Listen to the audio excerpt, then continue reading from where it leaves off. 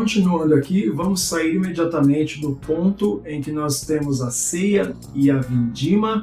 Vamos passar agora para uma parte muito importante, porque a partir de agora nós vamos estudar as taças, e as taças são extremamente mal interpretadas, e existe um detalhe que eu vou dizer ao final, que passa despercebido e tenho certeza que você não ouviu em lugar nenhum até hoje, sobre as taças do juízo de Deus. Um detalhe que vai ser falado no final, que eu tenho certeza que você não tinha ouvido ou quando leu não prestou atenção. Então vem aqui comigo. Capítulo 15 agora estamos, né? O triunfo dos que resistiram à besta. O contexto aqui então é capítulo 12, 13 e 14, totalmente em sequência, junto com 15 e 16. Vai ter um pequeno interlúdio no capítulo 17 para explicar os fatos do capítulo 18, tá? Mas isso é para o próximo vídeo. Aqui nós estamos numa sequência direta. Recapitulando então, o capítulo 12, o dragão ele persegue a mulher que está com dores de parto, ela dá à luz, o menino sobe para o trono de Deus. Ali o menino ele assume o seu lugar à destra de Deus como governante, sabemos que é Jesus. O dragão sobe ao céu, tenta derrotar o menino ou tragá-lo. Tem a luta com Miguel e seus anjos, o dragão é derrotado e lançado na terra. Ao ser lançado na terra, tenta ir atrás da mulher, mas Deus fez com que essa mulher fosse ao deserto e fosse protegida. O dragão então vai contra os remanescentes, aqueles que sobraram da descendência da mulher, né? E aí nós temos o contexto do capítulo 13. O dragão então, ele vê saindo do mar uma besta semelhante a esse dragão.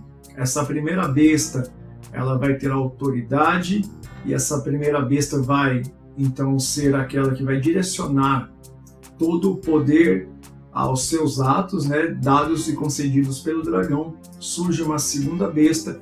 Essa segunda besta cria uma imagem e exige que todos adorem essa imagem, e ela tem poder para realizar sinais e enganar as pessoas, as nações, as multidões. E toda a adoração da segunda besta é destinada para a primeira besta, e a primeira besta está representando o dragão. Temos aqui então uma trindade demoníaca, diabólica. Esse contexto de sedução e perseguição está sendo observado atentamente pelo Cordeiro e os seus selados do capítulo 14. E eles recusam essa marca, essa sedução da besta, porque são selados pelo Cordeiro.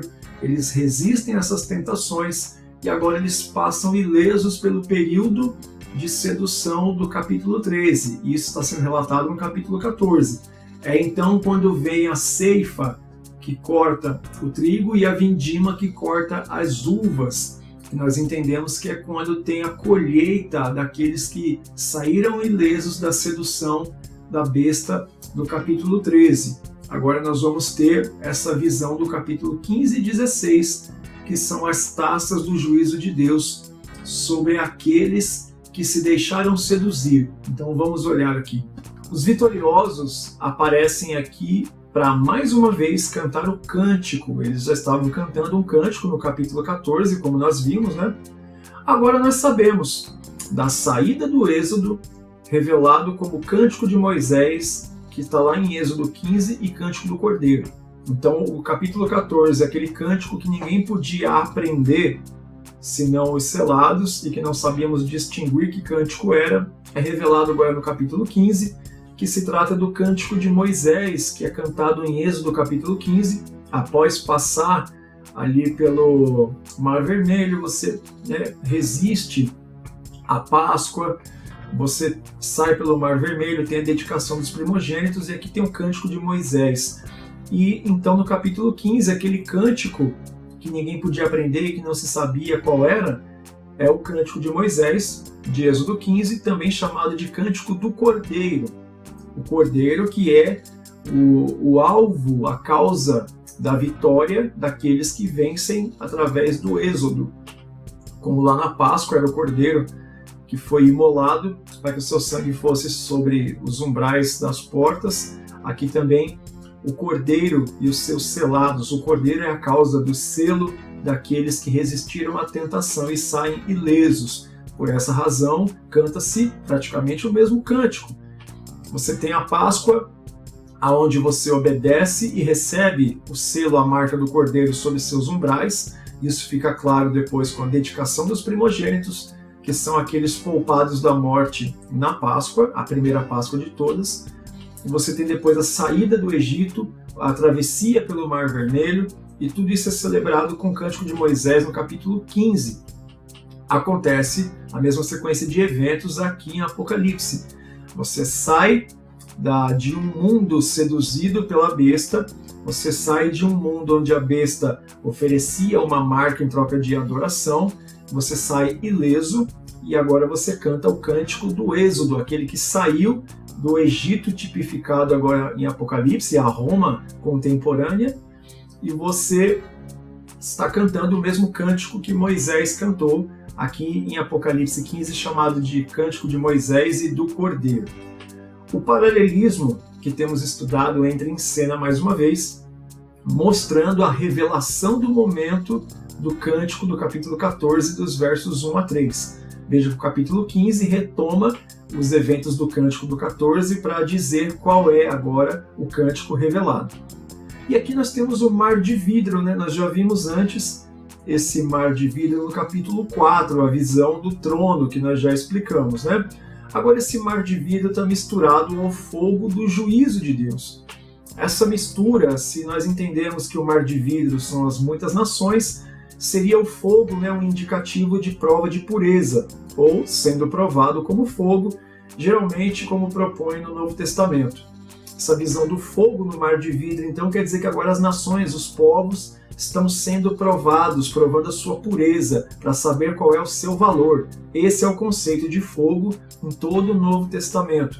No Antigo Testamento era o holocausto, sacrifício para ser aceito por Deus. No Novo Testamento, o fogo é fogo de juízo, para descobrir a sua pureza, descobrir o seu verdadeiro valor. Espero que tenha ficado claro aqui. Agora, a ira de Deus será compartilhada. Mas por que taças? Por que a visão de taças, né? Ou cálices? O cálice de vinho ele era compartilhado em refeições. Ele simbolizava ter parte uns com os outros, né? Ter comunhão, participar daquela ocasião. Você vai ter aqui Lucas 22:17, Lucas 22:42, que é a celebração da ceia, Jesus celebrando a Páscoa com seus discípulos. Você ter parte com as pessoas. É interessante que é um antigo costume que alguns povos até hoje têm, que se bebia no mesmo copo, no mesmo cálice, na mesma taça, para simbolizar a comunhão, eu tenho parte com você. Na Idade Média, entre muitos dos grandes reis, até de outros povos, não especificamente ali do Reino Unido, dos anglo-saxões, era costume de muitos reis e grandes autoridades que quando você fosse ter com uma pessoa e partilhar com ela da mesma causa, participar com ela e ter parte com ela do mesmo propósito, do mesmo objetivo, que vocês bebessem do mesmo copo, que vocês bebessem da mesma taça. Essa expressão ela é usada na Bíblia algumas vezes, como nós vamos ver, mas o fato de você dividir o conteúdo da taça que você bebe com outra pessoa, quer dizer que você agora vai compartilhar com ela daquilo que ela tem, daquilo que ela está sentindo. O contexto de alegria também, você beber com uma pessoa, celebrando a alegria de um nascimento, de um casamento, de uma conquista. Se eu estou feliz e eu bebo de uma taça, no caso aqui, por exemplo, uma taça de vinho, estou celebrando, por exemplo, o nascimento de um filho, eu me alegro, bebo dessa taça, e você que bebe comigo dessa mesma taça que eu bebi está compartilhando o sentimento de alegria que eu sinto, que é o contexto que Jesus deixa claro aqui em Lucas capítulo 22, de compartilhar a alegria. Ele começa dizendo, desejei muito comer essa Páscoa convosco. Jesus estava feliz por celebrar a Páscoa. E o costume aqui é que eles bebessem todos de uma mesma taça, tá? Principalmente a taça do anfitrião. Então, a partir de agora, quando as pessoas forem beber da mesma taça de Deus, elas vão compartilhar do sentimento de Deus, que nesse caso aqui é ira. Então, o que é que Deus está dizendo? O sentimento que eu tenho de ira, através das taças agora, eu compartilho esse sentimento com vocês. Por isso o significado das taças. Vamos voltar aqui. Toda uva ceifada e lançada no lagar da ira de Deus resultou nesse sangue que escorreu por toda a cidade, em Apocalipse 14, verso 20. Tamanha era a quantidade. O meu entendimento aqui é que essa uva, diferentemente do que alguns pensam, não é a ceifa dos ímpios, para que o seu sangue escorrido seja um derramamento de sangue de justiça, tá? Mas toda uva ceifada e lançada no lagar da ira de Deus é o acúmulo do sangue inocente derramado, de maneira que a ira de Deus excedeu. Tá? E aí resultou nesse sangue que escorreu por toda a cidade, conforme o capítulo 14, verso 20. Só que o sangue não é o conteúdo das taças. A gente vai perceber que essas uvas são lançadas no lagar da ira de Deus para serem pisados e fazer o vinho da ira, mas não é o conteúdo que está sendo derramado das taças, porque as taças nós vamos ver que elas saem de dentro do tabernáculo e não do lagar da ira de Deus, tá? Então eu entendo aqui que todos os que deram as suas vidas por amor ao Senhor serão agora vingados, e toda a tristeza, toda a ira de Deus e a tristeza que Deus sentiu será, enfim, compartilhada. A gente vai ver isso aqui muito claramente no capítulo 16, versos 5 e 6, que está de acordo com o Salmo 116, verso 15. Então, olha, o paralelismo vai mostrar agora o processo de julgamento que precisa ser cumprido para que se possa adentrar ao tabernáculo. Aqui fica claro de uma vez, então, que a visão do mundo espiritual é um tabernáculo, ou um templo, tal qual nos foi feito saber aqui na Terra. Então aqui fica muito claro que há um tabernáculo no céu, e dessa planta Deus fez um tabernáculo na Terra, lá com Moisés. Tá? Esse paralelismo vai mostrar o processo de julgamento que precisa ser cumprido para que então possa entrar no tabernáculo. Esse texto remete aos eventos do capítulo 14, tal qual mesmo remete ao capítulo 7, que é o Cordeiro e os seus selados. E aqui está recapitulando o momento da canção de triunfo. Então, olha, no versos 5 e 6, nós sabemos do tabernáculo, e os anjos que saem com as taças da ira, eles estão vestidos de vestes sacerdotais.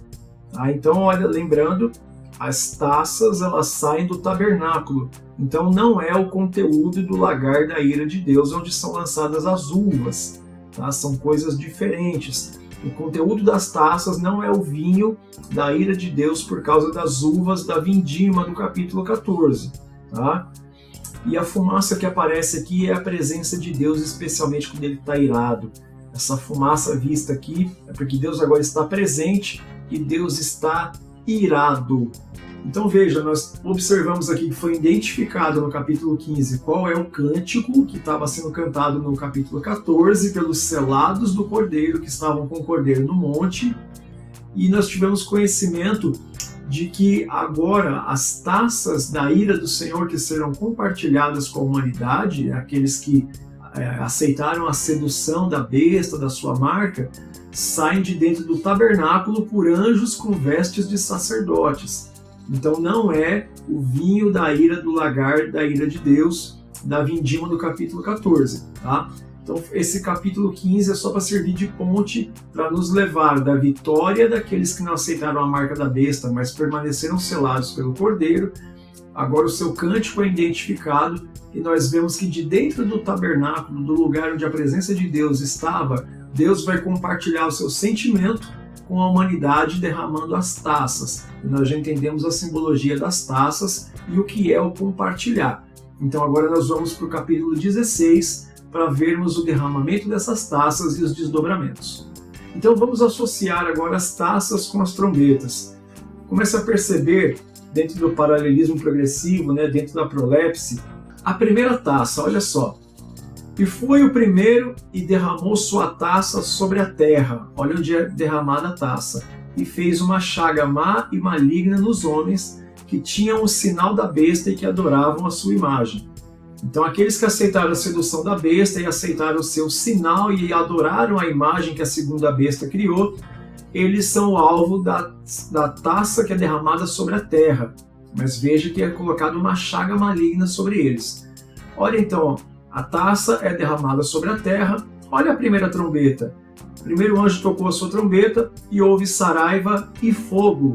misturado com sangue, e foram lançadas na terra. Então a primeira taça e a primeira trombeta são lançadas nos mesmos locais, né? E aqui foi queimado na sua terça parte, e queimou-se a terça parte das árvores, e toda a erva verde foi queimada. Lembrando que as trombetas sempre avisam, né, e os sinais dela afetam um terço, e aqui a taça, o juízo da taça afeta o todo. Tá? Lembrando que a primeira trombeta ela avisa, e a taça é o juízo concluído, o mesmo juízo que foi avisado. A trombeta avisa, a taça do juízo executa aquilo que foi avisado na trombeta. É importante entendermos isso aqui. Segunda taça, então. E o segundo anjo derramou sua taça no mar, que se tornou em sangue como de um morto, e morreu no mar toda a alma vivente. Toda criatura que vive no mar foi morta. A taça fazendo juízo sobre o todo. Segunda trombeta. O segundo anjo tocou a trombeta e foi lançada no mar, uma coisa como um grande monte ardendo em fogo, e tornou-se em sangue a terça parte. Veja que os destinatários são os mesmos. A trombeta avisa, afetando a terça parte. A taça do juízo executa o juízo avisado pela trombeta, afetando o todo. Terceira taça. O terceiro anjo derramou sua taça nos rios e nas fontes das águas e se tornaram em sangue. Aqui lembrando que a gente já estudou a diferença de rio e de mar, que um é multidões e povos, o outro é água potável, pureza, a palavra, né? Terceira trombeta. O terceiro anjo tocou sua trombeta e caiu do céu uma grande estrela ardendo como uma tocha e caiu sobre a terça parte dos rios e sobre as fontes das águas. Para memorizar, então, a terceira trombeta avisa, afetando a terça parte dos rios. A terceira taça executa o aviso da trombeta sobre o todo dos rios. Aí aqui nós temos a repetição de um texto, né, que vai ser referido ao que o anjo fala, né? E ouvi o anjo das águas que dizia: Justo és tu, ó Senhor, que és, que eras. Algumas traduções, né, algumas bíblias em português vão trazer esse que há de ser. No caso da Almeida Corrigida e Fiel, traz escrito que há de ser. Né? Agora, olha só, nós novamente temos um texto polêmico aqui. Né? No verso 5, temos a repetição da confirmação do nosso entendimento de que Jesus voltou.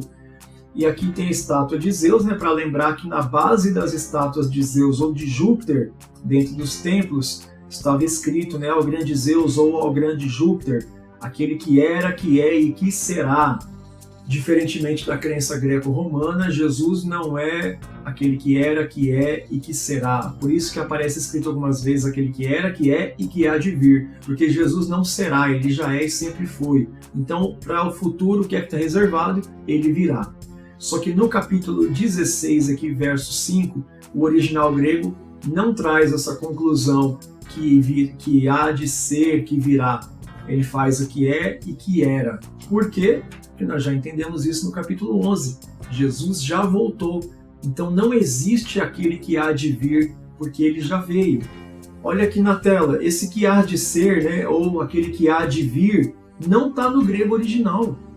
É um acréscimo da Vulgata segundo a compreensão de Jerônimo. E aí foi trazido para as traduções em português, especialmente da João Ferreira de Almeida, né, por causa da sua crença também. Mas não consta, por exemplo, em bíblias como a Peshitta, que é a Bíblia traduzida do aramaico, as bíblias NVI, a Bíblia de Jerusalém, Bíblia de Estudo de Genebra, Bíblia Judaica Completa, Novo Testamento Interlinear grego e português, entre algumas outras. Eu estou mencionando essas porque essas bíblias eu tenho e não está no texto essa conclusão, que há de ser ou que há de vir. Ele só para em que é, que era e que é.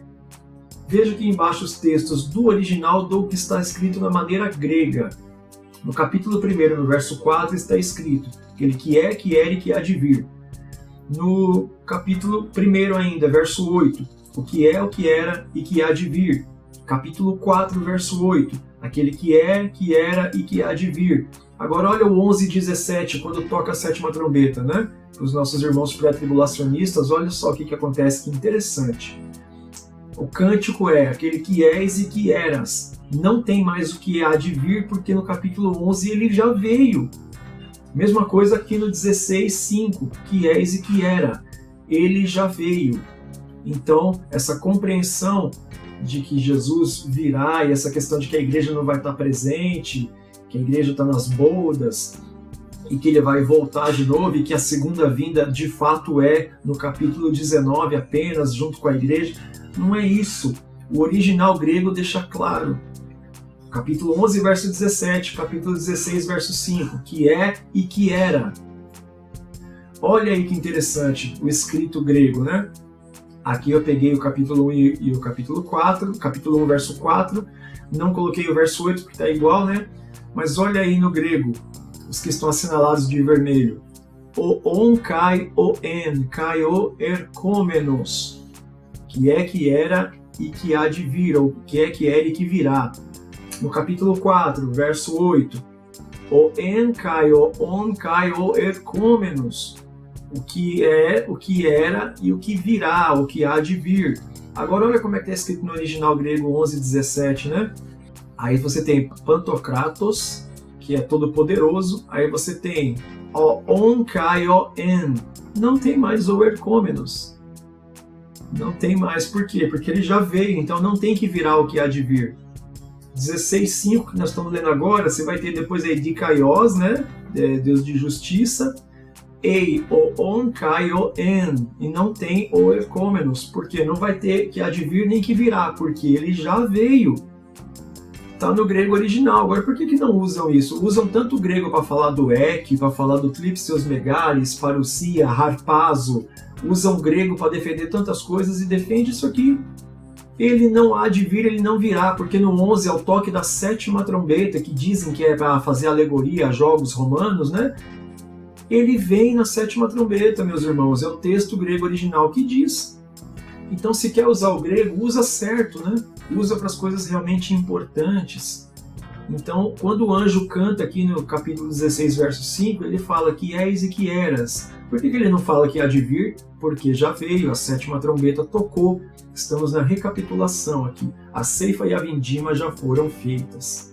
Agora são os juízos de Deus, e os arrebatados estão com Jesus nos ares, observando o juízo da terra, para quando a terra estiver passada pelo juízo, pelo fogo do Senhor, para ver a sua pureza e o seu valor, então os arrebatados, juntamente com Cristo, poderão pisar com o seu pé em terra para governar no milênio, mas a gente vai chegar lá. Continuando com as taças, você tem a 4ª taça. E o 4º anjo derramou sua taça sobre o sol, e foi-lhe permitido que abrasasse os homens com fogo. Agora olha a 4ª trombeta. O 4º anjo tocou sua trombeta e foi ferida a 3ª parte do sol. E aí você vai ter 3ª parte da lua, das estrelas, para que a 3ª parte deles escurecesse, a 3ª parte do dia não brilhasse, semelhantemente à noite. Então, a 4ª trombeta é um aviso afetando a 3ª parte do sol. A 4ª taça é um juízo do que foi avisado na trombeta, afetando o todo do sol. Então nós temos aqui esse paralelo. Essas primeiras 4 taças se referem aos domínios da terra, tá? E aí tem um importante paralelo aqui: selos, trombetas, taças, os 4 anjos e os 4 ventos. Os primeiros 4 sempre são sobre o domínio da terra, a criação. Tá? Você vai ter os rios, você vai ter a relva, você vai ter o mar, você tem sol, lua e estrelas. Se você reparar, sempre os primeiros 4 selos, 4 taças, 4 trombetas, é sobre a criação, o domínio, a terra, o planeta afetado. A partir do 5º selo, 5ª taça, 5ª trombeta, começa então a ter uma diferenciação a respeito de qual parte é afetada, como nós vamos observar aqui na 5ª taça. Agora olha que interessante o que o texto vai nos dizer. Continuando aí a sequência dos fatos da 4ª taça. Blasfemaram o nome de Deus e não se arrependeram para lhe dar glória. Aqui me parece um paralelo bem estabelecido com outro texto que mostra o resultado contrário. Apocalipse 9, 20 e 21, Apocalipse 11, 13, Apocalipse 16, versículo 9, 11 e 21. O objetivo desse paralelo, no meu entendimento, é demonstrar aos leitores a eficácia do Evangelho, a lei, os profetas, as 2 testemunhas, que acham que é literal, que serão 2 pessoas, ou o próprio Moisés e Elias, enfim. em contraponto aos juízos, né? Apontando que Deus não queria arrebanhar ninguém pelas ameaças e que elas não são eficientes para isso. Então, o que é esse entendimento? Veja que nós já tínhamos presenciado nas duas testemunhas que a morte e ressurreição delas, o martírio delas e os sinais que elas operam, fizeram com que os homens se arrependessem e dessem glória a Deus dos céus. Você vai ver que taças, trombetas, selos, nada disso que afligiu os homens fez com que eles se arrependessem. Da mesma forma que a taça, que é o juízo definitivo da ira de Deus, os homens não se arrependem e blasfemam contra Deus. Veja que o objetivo aqui é mostrar claramente que o nosso entendimento que as duas testemunhas é a palavra de Deus sendo pregada, ela é efetiva e não as ameaças de Deus. Ou seja, selos, taças e trombetas, né? Selos, trombetas e taças, Deus está avisando, mas o objetivo não é arrebanhar a ninguém, para não parecer que as pessoas estão se arrependendo porque Deus está amedrontando elas ou sendo maldoso, punidor, para que elas se arrependam através de ameaças. O objetivo do Apocalipse é mostrar o contraponto de que Deus nunca vai usar ameaças ou aflições ou dor ou punição para ninguém ser ganho através da ameaça, do medo dele.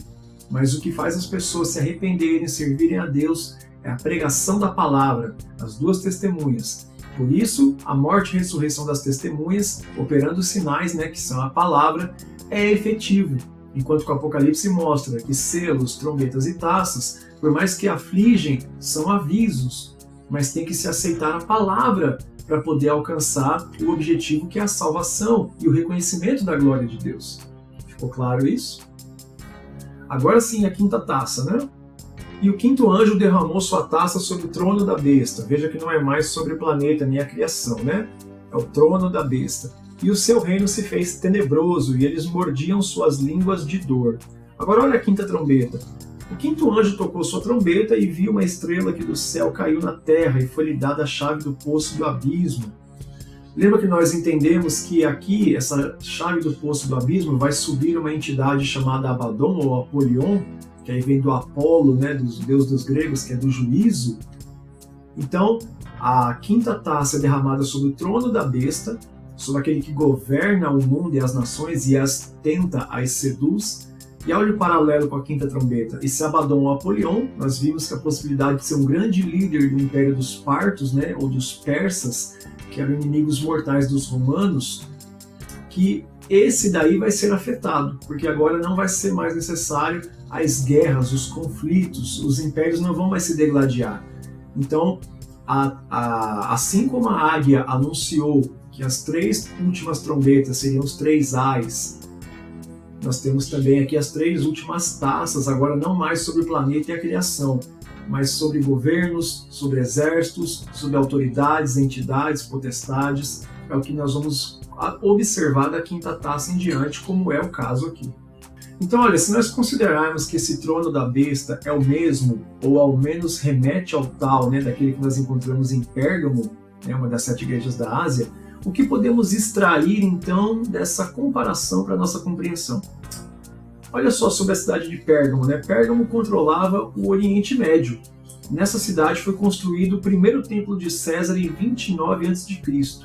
E também tinha o maior altar a Zeus dentre todos os conhecidos, em forma de um trono. Lembra da inscrição embaixo do trono, né? Que és, que eras e que será, que está diferente, né? Por isso que, ironicamente, Jesus é o que é, que era e que há de vir. Seria essa referência provavelmente ao trono de Satanás, que nós já vimos nas 7 igrejas da Ásia, né? Outro famoso templo que tinha aqui era de Asclépio, ou Esculápio, né? Que era o deus da medicina, e seu templo tinha cobras livres e circulando por todo o chão. Eu vou deixar na descrição do vídeo um link contando sobre o tanque de Betesda e o que isso tem a ver com o templo de Esculápio, para você entender bem o que acontecia na cidade de Pérgamo, tá bom? Dessa cidade de Pérgamo vem também o termo pergaminho, né, que é onde era criado e comercializado, e possuía uma grande biblioteca, então era uma cidade muito rica em cultura. E eles não tinham problemas em adorar outros deuses, desde que também a César, né? Comentário de Steve J. Lawson, As 7 Igrejas do Apocalipse. Inclusive, este livro, muito bom, ele é dedicado somente a contar a história parte histórica mesmo das 7 igrejas do Apocalipse, é fundamental para compreender cada uma das 7 igrejas. A compreensão dele, assim como a que eu tenho, é que as 7 igrejas representam a totalidade dos tipos de igrejas representados, com suas virtudes e defeitos e com suas advertências, e os seus tipos de pecados e a redenção para cada um deles, o arrependimento, visto que há uma exortação no final de cada uma das 7 igrejas. Há o que vencer, aí você conquista isso, aquilo. Então, se nós entendermos que essa taça derramada sobre o trono da besta, se a gente associar com o trono de Satanás da igreja de Pérgamo, quer dizer que a adoração aos líderes que se queriam colocar no lugar de Deus é destruída através do juízo de Deus aqui nessa taça. Temos também uma menção aí à famosa doutrina de Balaão, né, da igreja de Pérgamo, mencionado aqui. Você encontra esse texto lá em Números 25, de 1 a 5, né, que Balaão ele era um profeta e ele fazia o povo de Israel tropeçar nas seduções, prostituições, idolatrias por conta própria, né? Então Balaão aqui seria exatamente o falso profeta, aquele que diz o que Deus não disse, né? Temos também aí uma menção à doutrina dos nicolaítas. A tradição é de que Nicolau foi um apóstata, né? Aquele que se afastou da fé, que abandonou a fé. Ele era da fé e se abandonou da fé, né? Ninguém é apóstata, ninguém se abandona, se afasta da fé, se um dia não teve fé, né? Então a tradição diz que Nicolau foi um apóstata que pregou a flexibilidade entre a vida cristã e a vida pagã. Uma espécie aí de ecumenismo, né, que é todas as religiões se aceitarem, conviverem bem e participarem dos cultos em comum. Veja que não se trata de tolerar as outras religiões e respeitar, mas é participar, tá? O ecumenismo ele prega inclusive a participação dos ritos religiosos, a cooperação e o compartilhamento dos ritos, né? Isso seria o ecumenismo, tá? Tal qual Nicolau aqui pregava sobre isso, né? Um panorama bem semelhante à sedução de Apocalipse 13 e Daniel capítulo 3, que nós já comentamos, né? Se você não viu, volta lá no meu vídeo que eu falo sobre Daniel capítulo 3 e Apocalipse 13 para entender que a Babilônia permitia que você adorasse tudo desde que adorasse ela também. Por isso Roma é chamada em Apocalipse de Babilônia. Você vai reparar que Apocalipse não traz a palavra Roma nenhuma vez, porque nós já estudamos também que o objetivo é que a carta saísse da ilha de Patmos, passasse pelos carcereiros ou alfandegários e eles examinavam para ver se não tinha nada comprometedor no conteúdo dos documentos para poder enviar ela para fora. Por isso que a palavra Roma não aparece. Então, quando eles liam Babilônia, sabiam que não existia mais Babilônia, falavam, isso aqui é loucura desse povo, pode mandar essa carta para frente que não tem nada. E aqui, interessante que os homens mordiam a língua de dor, né? Será que é apenas uma coincidência? Ou é pelo fato deles falarem palavras de engano para seduzir as nações e os povos, né? Então olha que interessante, o contexto do Apocalipse, o contexto de Roma ser a Babilônia, aí aqui você tem o contexto da cidade de Pérgamo, que é uma cidade que permitia que se adorasse todos os deuses, desde que você adorasse ela também. Ela tinha flexibilidade religiosa, ela é extremamente ecumênica, a cidade onde estava o trono de Satanás, e a quinta taça derramada sobre o trono da besta, né? Olha quantos paralelos. E aí a menção de Pérgamo, a menção da doutrina de Balaão, que dizia aquilo que Deus não dizia, que fazia os homens errarem pelas suas falsas profecias, caindo em sedução, prostituição e idolatria, que é o contexto da sedução e tentação que viria sobre toda a terra, fazendo as pessoas apostatarem e aceitarem a marca da besta. Por isso que eu insisto, não tem como a igreja não estar presente durante o período de sedução da besta, do anticristo. Só apostata da fé quem tem fé. Só pode ser seduzido e aceitar a marca da besta aquele que tinha a marca de Cristo e tal qual lá na Páscoa, conforme nós já estudamos, tem que cobrir as inscrições egípcias das suas portas com o sangue do Cordeiro. É marca sobre marca. Vale tanto para você ter o selo do Cordeiro e aceitar a marca, quanto para você ter a marca da besta e se converter e colocar o sangue do Cordeiro. Veja que as advertências são feitas para os povos da terra e tem um clamor dizendo, sai dessa terra, povo meu. Veja que o povo ainda está submetido à tentação, mesmo os selados do Cordeiro estarem com o Cordeiro no Monte Sião. Eles ainda estão expostos e existe a possibilidade de serem tentados. Por isso esses homens lá no capítulo 14 aparecem como virgens, porque eles se abstiveram das suas relações Eles se mantiveram puros para estarem aptos para participar da batalha santa. Olha como que tudo tem a ver. Por isso que eu falo, o conceito pré-tribulacional, ele precisa olhar com mais carinho para os textos e remeter ao que os textos estão dizendo. Então temos aqui a doutrina dos nicolaítas, que é você pregar uma flexibilidade religiosa, tudo é permitido, desde que você adore também o sistema. A doutrina de Balaão, que é profetizar aquilo que Deus não disse para fazer o povo se enganar. Tudo são seduções, tentações, enganação, falsos profetas. Esse é o contexto. E esses alertas são feitos aqui na taça em questão, a quinta taça sobre o trono da besta. Continuando, é a sexta taça. Lembra que as primeiras 4 taças é sobre o planeta, a criação de Deus. A quinta, sexta e sétima taças tem a ver com juízos aos povos, nações, exércitos, autoridades, lideranças. Olha a sexta taça. O sexto anjo derramou sua taça sobre o grande rio Eufrates, e a sua água secou-se para que, olha a finalidade, se preparasse o caminho dos reis do Oriente. Nós já falamos sobre isso na trombeta, que o Eufrates era a divisão dos hemisférios aqui, que os reis do Oriente e do Ocidente, eles não entravam em conflito por causa da separação que o Eufrates inviabilizava. Isso não acontece mais agora com a sexta taça. Olha a sexta trombeta. Tocou o sexto anjo sua trombeta, e ouviu uma voz que vinha das 4 pontas do altar de ouro, que estava diante de Deus, a qual dizia ao sexto anjo que tinha a trombeta: solta os 4 anjos que estão presos junto ao grande rio Eufrates. Então veja que o rio Eufrates, ele está associado ao limite que impede que os imperadores, os reis, os generais dos diferentes povos se enfrentem e se destruam. A partir da sexta taça, isso não existe mais. O Eufrates não é mais um impeditivo. Então aqui não tem a ver com a seca da água como suprimento, como a gente já viu anteriormente, da taça que cai nas fontes dos rios. O Eufrates tem essa função de ser um limite. Nós vimos isso quando estudamos a trombeta, inclusive na história, quando o exército romano enfrentava o exército dos partas e dos sassânidas, que eles acamparam ali perto do Eufrates, e o Eufrates foi um impeditivo para que eles não entrassem em conflito. Tá? O rio Eufrates ele é muito importante como limite para que os povos não se degladiem, para que os exércitos do Oriente e do Ocidente não entrem em conflito. A partir da sexta taça, isso não mais existe. Na sexta trombeta, os 4 anjos, as guerras, os conflitos entre continentes foram autorizados a acontecer. Foi um aviso de que haveria conflito entre diferentes nações. Na sexta taça, isso agora pode ser efetivado porque o Eufrates, como impedimento para esses conflitos, não existe mais. Estamos sendo fiéis ao nosso raciocínio construído até aqui, correto?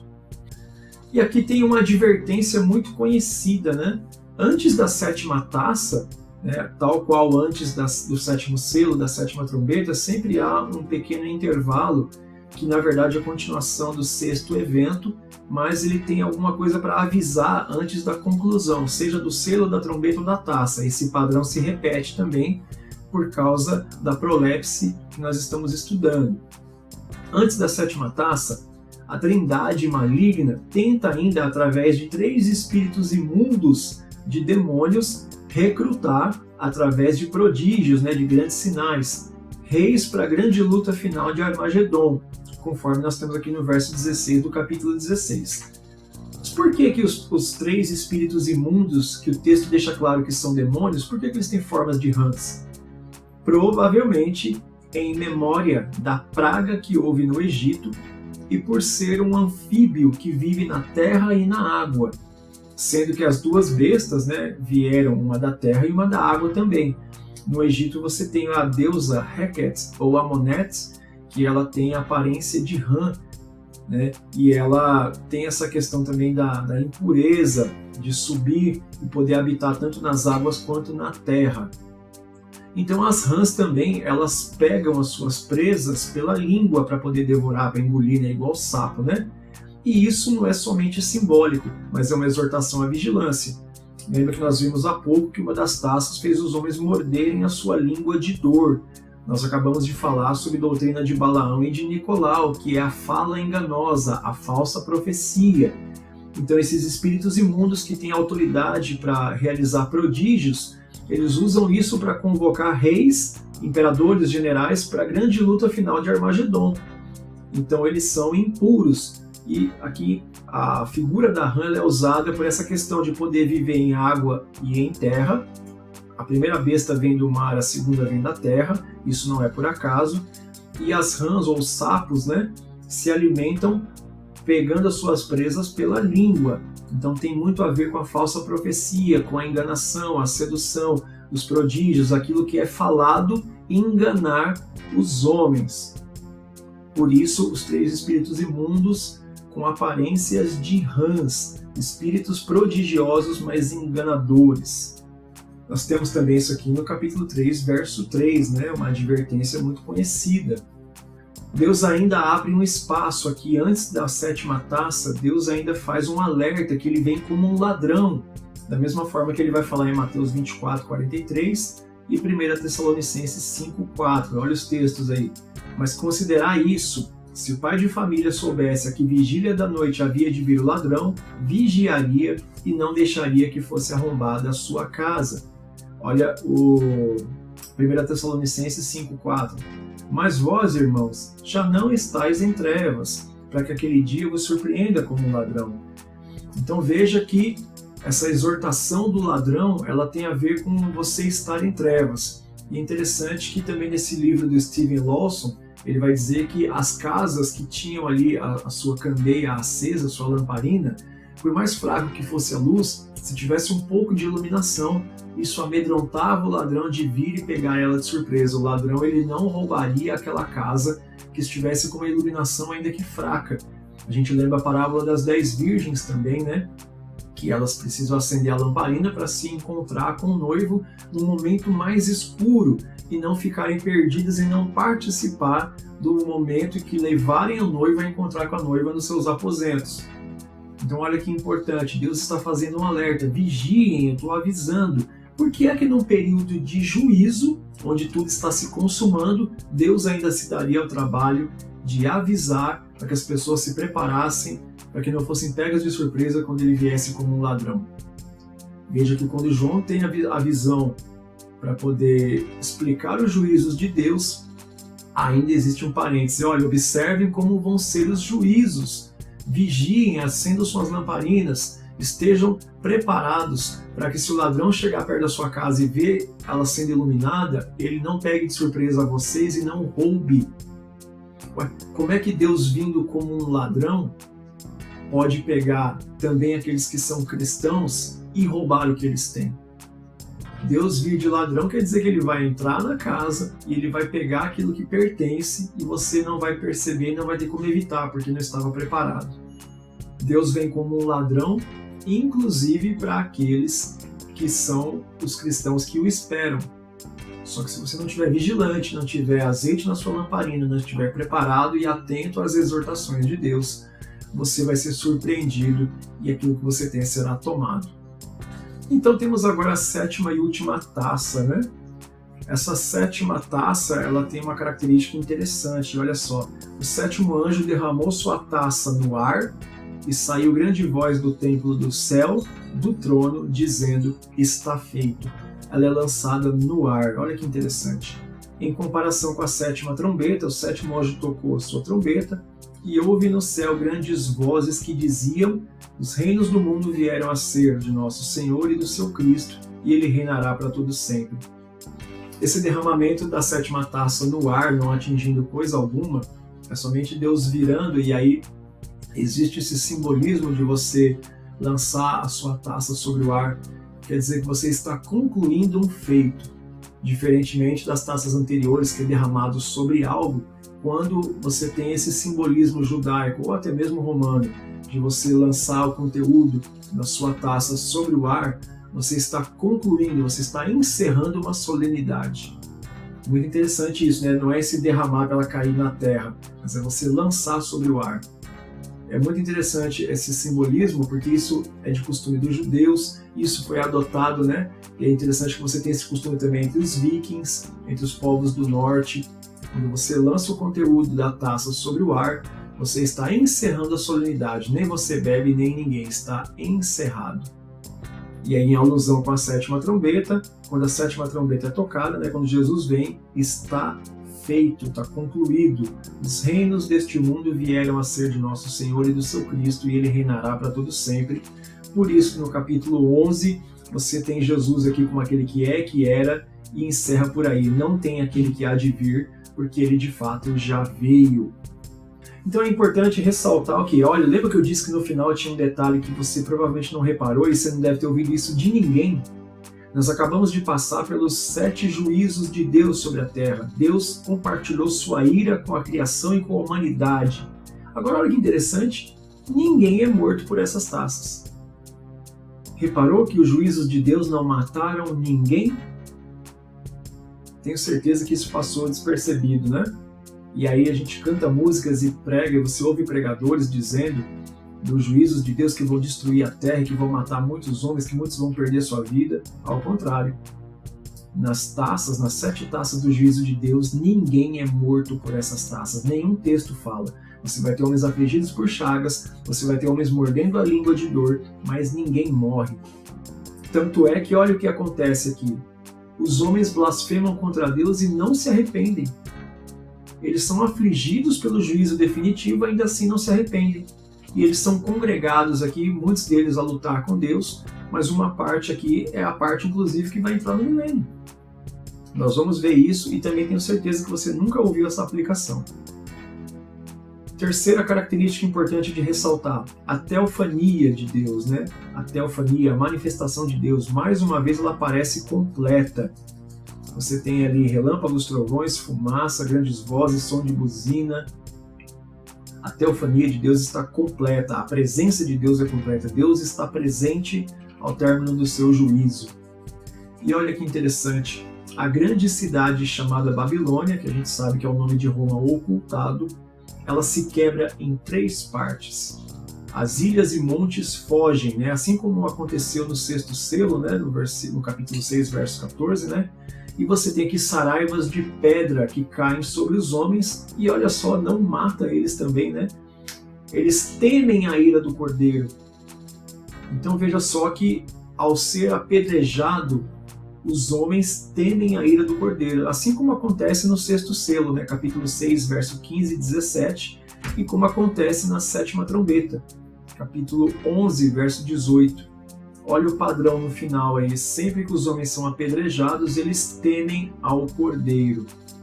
Percebe aqui um grande padrão, percebe que você tem entre selos, taças e trombetas, os primeiros 4 tem a ver com a criação, com o planeta, 5º, 6º e 7º tem a ver com lideranças, autoridades, exércitos, governos, líderes.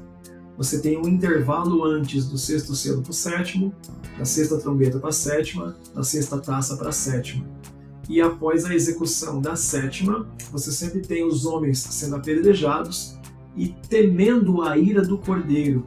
Agora olha que interessante, na 7ª trombeta, um pouquinho antes de Jesus vir, mas com as testemunhas ali pregando o evangelho, os homens se arrependem e dão glórias a Deus.